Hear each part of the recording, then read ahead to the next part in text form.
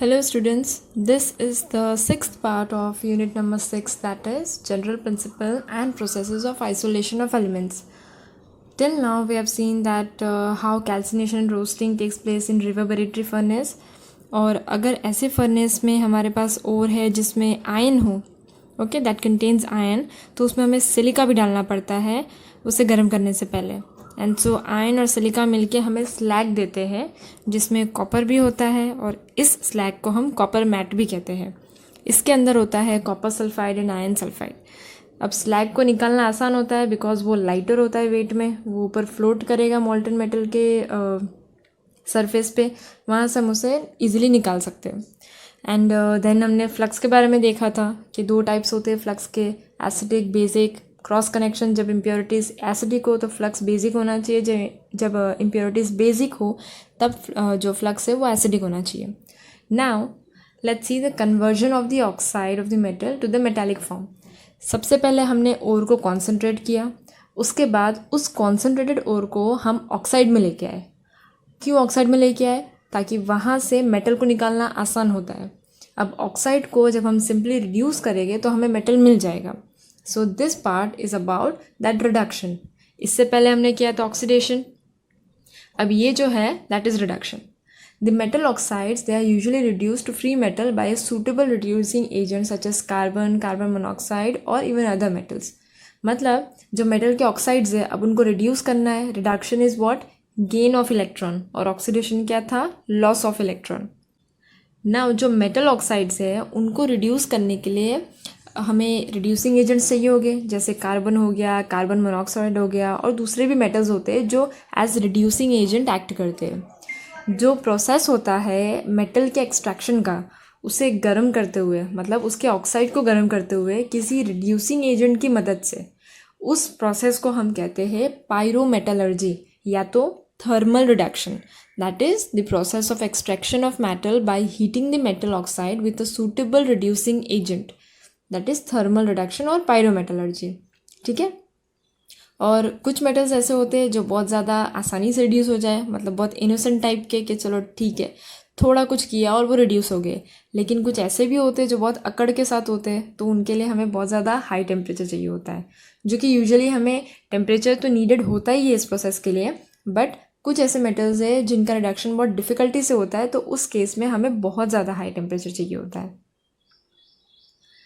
अब ये जो मेटल्स हो गए जिन्हें हमें रिड्यूस करना है रिड्यूसिंग एजेंट्स की मदद से. अब इन रिड्यूसिंग एजेंट्स में कुछ कुछ एलिमेंट्स दिए हैं यहाँ पे.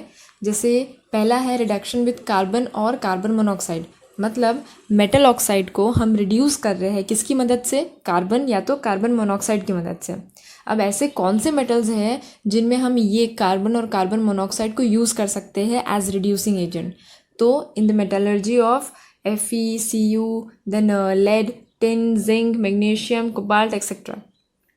और ये जो प्रोसेस होता है मेटल एक्सट्रैक्शन का bye reduction of its oxide with carbon, मतलब कार्बन को एज रिड्यूसिंग एजेंट यूज़ करके जब हम मेटल का एक्सट्रैक्शन करते हैं, उस प्रोसेस को हम कहते हैं स्मेल्टिंग.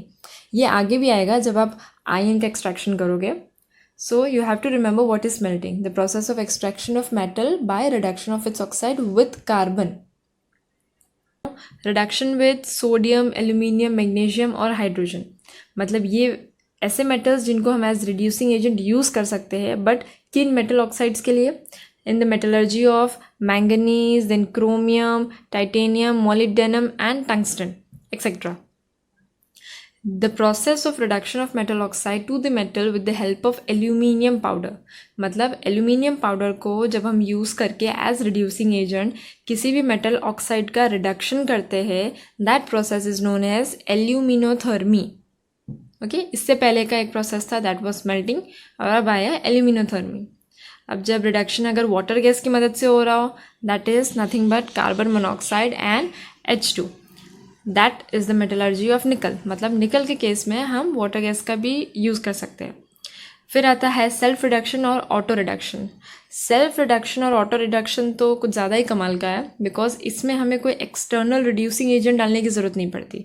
ये अपने आप ही इस तरह से अरेंजमेंट कर लेता है कि एक कंपोनेंट रिड्यूसिंग दूसरा ऑक्सीडाइजिंग के तौर पे रिएक्शन ख़त्म कर देता है.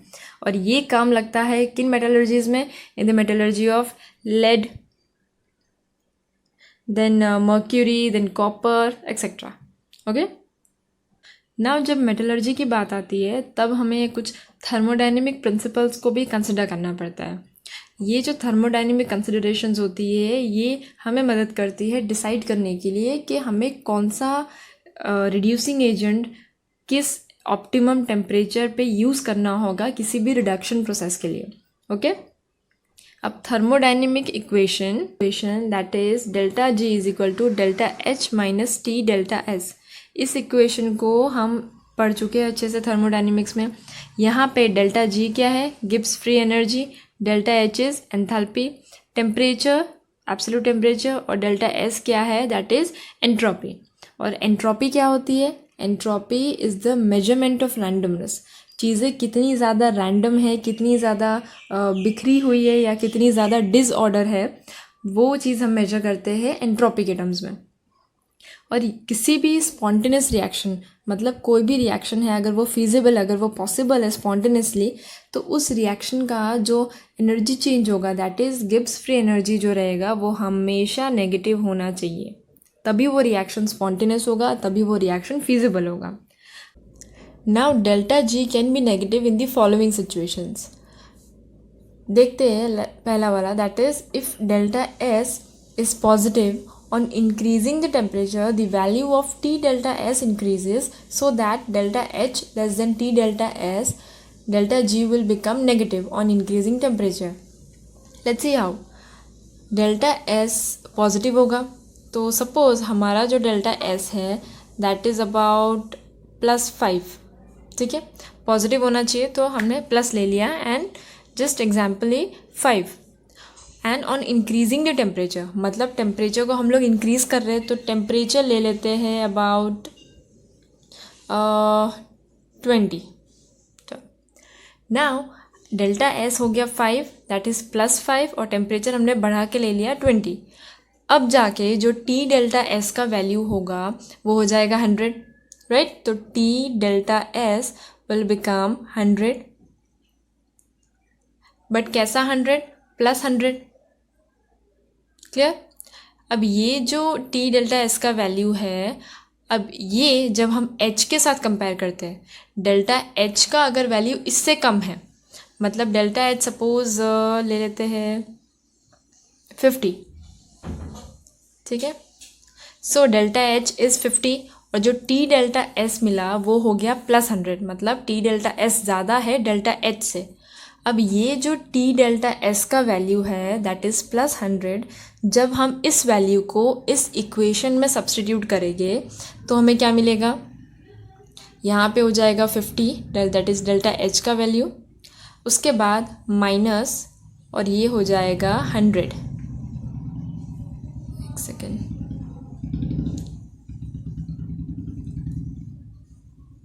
यस, डेल्टा एच जो हो जाएगा हमारा 50 माइनस टी डेल्टा एस कितना था 100 दैट वाज +100। तो ये जो ओवरऑल हमें आंसर मिलेगा डेल्टा जी का वो हो जाएगा -50। तो साइन क्या आया, नेगेटिव, तो हमारा डेल्टा जी हो गया negative. So from this we can say कि जैसे जैसे हम लोग टेम्परेचर को इंक्रीज़ करेंगे, टेम्परेचर बढ़ाएंगे, provided delta S is positive और जो डेल्टा एच होगा वो लेस होना चाहिए टी डेल्टा एस कंपोनेंट से, तो जो हमारा डेल्टा जी होगा that will become negative which is essential for a spontaneous reaction. Second condition on which delta G can be negative is if reactant and product of two reactions are put together, that is coupling of two reactions in a system, and the net delta G of the two possible reaction is negative, then the overall reaction will occur spontaneously। मतलब suppose इसी equation के लिए let's take हमारे पास दो reactions हैं, पहला है a plus b gives c और x plus y gives z, okay. अब a प्लस बी वाला जो इक्वेशन है उसका जो डेल्टा जी है दैट इज़ +50, मतलब दोनों में से कोई एक पॉजिटिव है कोई एक नेगेटिव है, और यहाँ पे है -100। अब जब इस दो रिएक्शंस को हम लोग कंबाइन करेंगे, जब हम लोग कपलिंग करेंगे इन रिएक्शंस का, तो जो ओवरऑल डेल्टा जी हमें मिलेगा that will be negative, right. जैसे यहाँ पे है दैट इज़ -50, तो नेगेटिव आ रहा है डेल्टा जी कब, जब हम दो रिएक्शंस को साथ में ले रहे। अगर दोनों में से कोई एक का डेल्टा जी पॉजिटिव है और दूसरे का नेगेटिव है विथ लार्जर वैल्यू, तो जो ओवरऑल रिएक्शन होगा that will be negative. So हमारा डेल्टा जी हो जाएगा negative, which is the condition for a spontaneous reaction.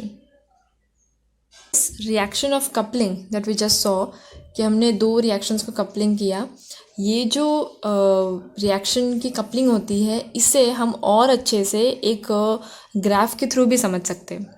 वो जो ग्राफ होता है उस ग्राफ को हम प्लॉट करते हैं डेल्टा जी वर्सेस टेम्परेचर के, okay. And this plot of delta G versus T का जो ये ग्राफ होता है, इस ग्राफ को हम कहते हैं एलिंगम डायग्राम, ठीक है। ये डायग्राम दिया था एलिंगम नाम के एक अंकल ने, तो ये डायग्राम हुआ हमारा एलिंगम। शायद इन अंकल को सिंगम बहुत पसंद होगा, पता नहीं, but this is Ellingham diagram and this is the plot versus delta G and T.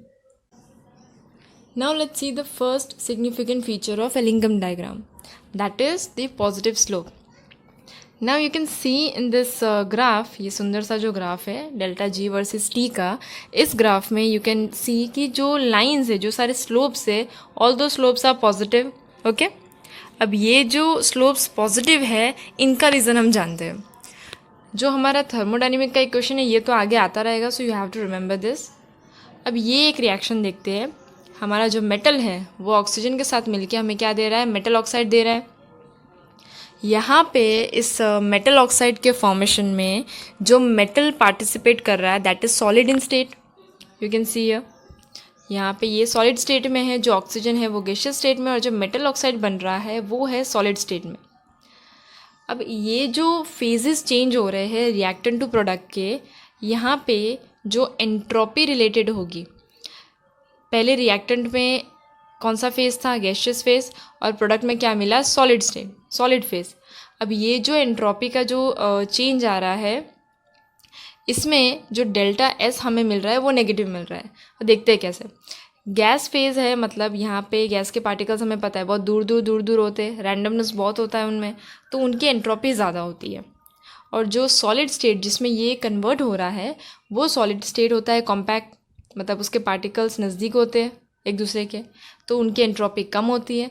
मतलब ये जो रिएक्शन है ये जा रहा है ज़्यादा एंट्रोपी से कम एंट्रोपी की तरफ। मतलब एंट्रोपी क्या हो रही है, एंट्रोपी जो है इस केस में हमारी डिक्रीज़ हो रही है। अब ये जो एंट्रोपी डिक्रीज़ हो रही है इसकी वजह से हमें क्या मिल रहा है, यहाँ पे डेल्टा एस नेगेटिव, ओके। अब यही जो थर्मोडायनेमिक का हमारा इक्वेशन है that is delta H minus T delta S, इसी में हमने डेल्टा जी और टी को लेके इस ग्राफ को प्लॉट किया है। इसी ग्राफ में हम लोग स्ट्रेट लाइन इक्वेशन भी ले सकते हैं, क्योंकि डेल्टा जी हमारा वाई एक्सिस पे है, टेम्परेचर हमारा जो है वो है एक्स एक्सिस पे। तो यहाँ पे जो स्लोप होगा, slope is going to be M, वो स्लोप होगा हमारा डेल्टा एस, है कि नहीं। तो वो जो स्लोप होगा वो होगा डेल्टा एस। अब क्योंकि हमें आगे के जो इस रिएक्शन में एंट्रोपी का चेंज मिला है वो चेंज है negative, delta S is negative. अब ये डेल्टा एस जो कि नेगेटिव है, इसे जब मैं हमारे थर्मोडायनेमिक इक्वेशन में सब्सटीट्यूट करूँगी that is delta G equal to delta H minus T delta S, जब इस इक्वेशन में मैं डेल्टा एस का वैल्यू जो कि नेगेटिव है उसे सब्सटीट्यूट करूँगी, तो मुझे टी डेल्टा एस ओवरऑल क्या मिल जाएगा, पॉजिटिव, है कि नहीं। T delta S will be positive. अब ये जो पॉजिटिव टी डेल्टा एस मिल रहा है, जो कि हमारा इक्वेशन हो जाएगा डेल्टा एच माइनस, जो कि हो जाएगा plus T delta S, okay. अब यहाँ पे टी जो है वो हमारा एक्स एक्सिस पे है और जो डेल्टा जी है वो है हमारा वाई एक्सिस पे। तो ये जो एस बचा डेल्टा एस वो हुआ हमारा स्लोप। ये स्लोप क्या मिलेगा हमें, ये स्लोप मिल गया पॉजिटिव। इस पॉजिटिव की वजह से यहाँ पे जो लाइंस हमें मिलती है वो मिलती है पॉजिटिव, ओके। सो ये है उसका एक significant feature of positive slope. Now इसी सुंदर वाले ग्राफ में हम देख सकते हैं कि जो सारे स्लोप्स है वो सारे पॉजिटिव थे, राइट, सारे ऊपर की तरफ जा रहे थे। यहाँ पे एक ऐसा स्लोप है जो नेगेटिव है, मतलब जो डाउनवर्ड्स जा रहा है, नीचे की तरफ जा रहा है। ये है किस रिएक्शन का? Carbon plus oxygen gives carbon monoxide. अब ये नेगेटिव क्यों जा रहा है, यहाँ पे देखते हैं। कार्बन जो कि रिएक्टर इन्वॉल्व है that is solid in state, oxygen जो इन्वॉल्व है that is gaseous in state, और जो प्रोडक्ट हमें मिल रहा है that is of carbon monoxide, that carbon monoxide is gaseous state. अब यहाँ पे क्या हो रहा है, एंट्रोपी का चेंज हो रहा है ज़्यादा एंट्रोपी, कम एंट्रोपी से ज़्यादा की तरफ, क्योंकि सॉलिड की एंट्रोपी कम होती है। क्यों? क्योंकि जो पार्टिकल्स होते हैं वो ज़्यादा नज़दीक होते हैं, ज़्यादा कॉम्पैक्ट होते हैं, लेकिन गैसियस स्टेट में वो दूर दूर दूर दूर होते हैं, रैंडमनेस ज़्यादा होती है, इसलिए उनकी एंट्रोपी क्या होती है, ज़्यादा होती है। अब क्योंकि ये जा रहा है एंट्रोपी कम से ज़्यादा की तरफ, मतलब एंट्रोपी क्या हो रही है, बढ़ रही है। अब वो एंट्रोपी बढ़ रही है तो उससे हम कैसे डिपिक्ट कर सकते हैं, delta S equal to positive बता के। अब ये जो डेल्टा एस पॉजिटिव मिला, इस डेल्टा एस पॉजिटिव को जब हम हमारे थर्मोडाइनमिक वाली इक्वेशन में सब्सटीट्यूट करेंगे तब हमें वापस ऐसी ही इक्वेशन मिलेगी, मतलब डेल्टा जी वाली ही इक्वेशन हमें वापस मिलेगी, that is delta H minus T delta S. Okay, अब यहाँ पे ये तो आ गया वाई एक्सिस पे, ये आ गया एक्स एक्सिस पे। तो जो डेल्टा एस जो कि हमारा स्लोप है, स्लोप एम, ये जो स्लोप है ये क्या मिल रहा है, नेगेटिव। इसकी वजह से इसका जो लाइन रहेगा, इसका जो स्लोप रहेगा वो रहेगा डाउनवर्ड्स, मतलब नेगेटिव, नीचे की तरफ। Okay, so this is the reason why carbon monoxide के रिएक्शन का जो स्लोप दिखता है हमें एलिंगम डायग्राम में वो नेगेटिव होता है। वेरी इंपॉर्टेंट पार्ट जो हम इस स्लोप से जान सकते हैं वो है we can compare the reducing nature of two metals. मतलब जैसे हम इस लाइन की बात करते हैं, पहला है एल्यूमिनियम ऑक्साइड का स्लोप और दूसरा है मैग्नीशियम ऑक्साइड का स्लोप। अब वो मेटल जिसका कर्व नीचे लाई कर रहा है वो रिड्यूस कर सकता है अपने ऊपर वाले मेटल ऑक्साइड को। मतलब अगर यहाँ पे मैं बात करूँ तो जो एल्यूमिनियम ऑक्साइड है उसका स्लोप ऊपर है और मैग्नीशियम ऑक्साइड है उसका स्लोप नीचे है। मतलब अगर मैं कहूँ कि मैग्नीशियम ऑक्साइड एल्यूमिनियम ऑक्साइड को रिड्यूस कर पाएगा कि नहीं कर पाएगा, तो yes, the answer will be yes, क्योंकि उसका कर्व नीचे लाई कर रहा है तो वो अपने ऊपर वाले मेटल को रिड्यूस कर सकता है।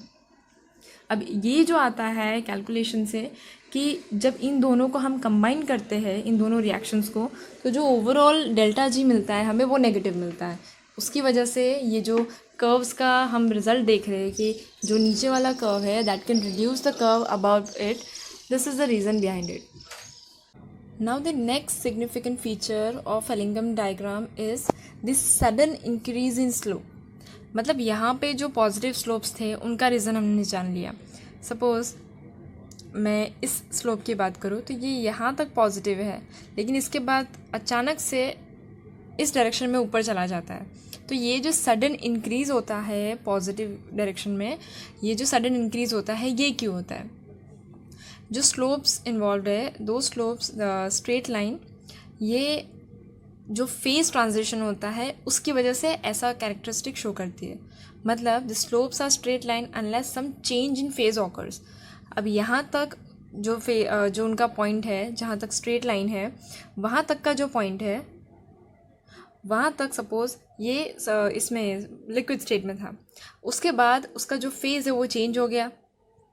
तो ये जो फेज़ चेंज हो रहा है यहाँ पे एंट्रोपी इन्वॉल्व है। अब वो एंट्रोपी कैसे इन्वॉल्व है वो हमने लास्ट स्लाइड में देखा कि अगर सॉलिड से लिक्विड जा रहा है तो एंट्रोपी में चेंज आएगा। सॉलिड्स की एंट्रोपी क्या होती है? कम होती है।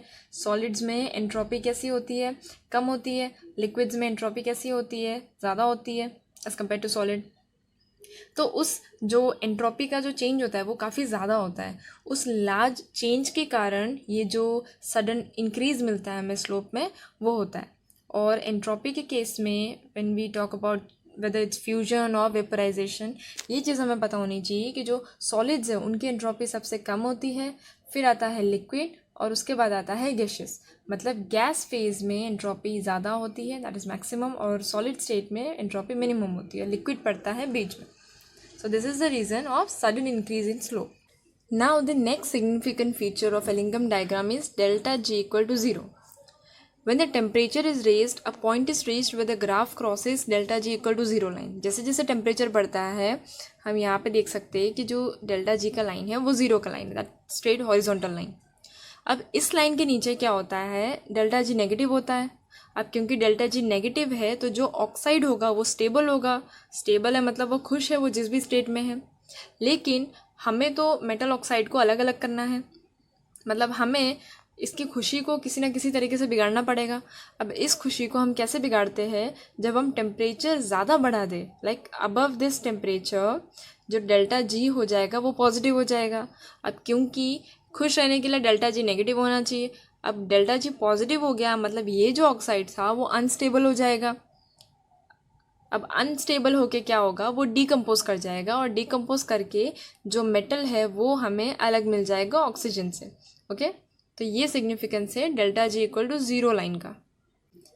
Now the next significant feature is of plots of some reducing agents such as carbon and carbon monoxide are also given। अब यहाँ पे कार्बन हो गया, कार्बन मोनोऑक्साइड हो गया, जो एज रिड्यूसिंग एजेंट यूज़ किए जा सकते हैं, उनके प्लॉट्स भी दिए हैं। अब इन प्लॉट से क्या होता है कि जो कॉम्बिनेशन जब हम करते हैं ऑक्सीडेशन और रिडक्शन रिएक्शन का, मतलब जो कपलिंग हमने देखा, जो कपलिंग करते हैं हम रिएक्शंस की, इस कॉम्बिनेशन से हमें रिड्यूसिंग एजेंट्स जो होते हैं वो हेल्प करते हैं इंटरप्रेट करने में कि वो रिएक्शन यूज़फुल होगा कि नहीं।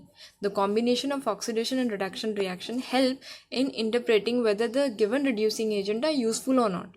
मतलब वो जो गिवन रिड्यूसिंग एजेंट हम ले रहे हैं वो काम का है कि नहीं, उस चीज़ के लिए, उस चीज़ को इंटरप्रेट करने के लिए हमें हेल्प करते हैं। The next feature is similar diagrams are constructed for sulphide and halide ores. अब जैसे कि ये हमने मेटल ऑक्साइड्स के लिए कंस्ट्रक्ट किया था, ये सुंदर वाला डायग्राम। अब ये ऐसा ही एलिंगम डायग्राम हम सल्फाइड्स और हैलाइड्स के लिए भी ड्रॉ कर सकते हैं। The limitations of Ellingham diagram. अब पहली लिमिटेशन क्या है, that it indicates whether a reaction is possible और not, it is based on the thermodynamic concept, it does not predict the kinetics of reaction. मतलब जो सारे कंसेप्ट्स हमने ध्यान में लिए, those were all related to thermodynamics, right.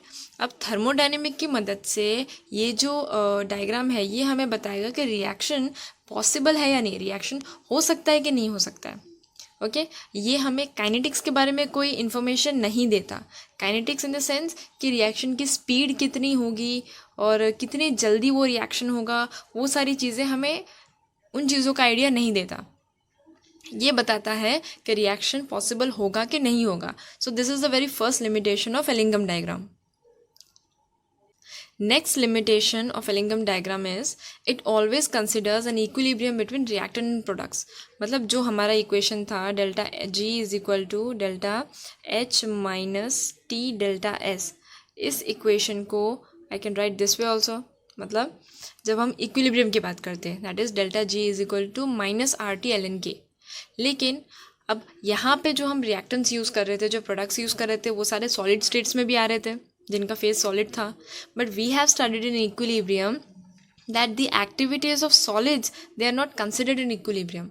मतलब जब सॉलिड्स की बात आती थी तो हम इक्विलिब्रियम में उनकी एक्टिविटीज़ को कंसिडर ही नहीं किया करते थे।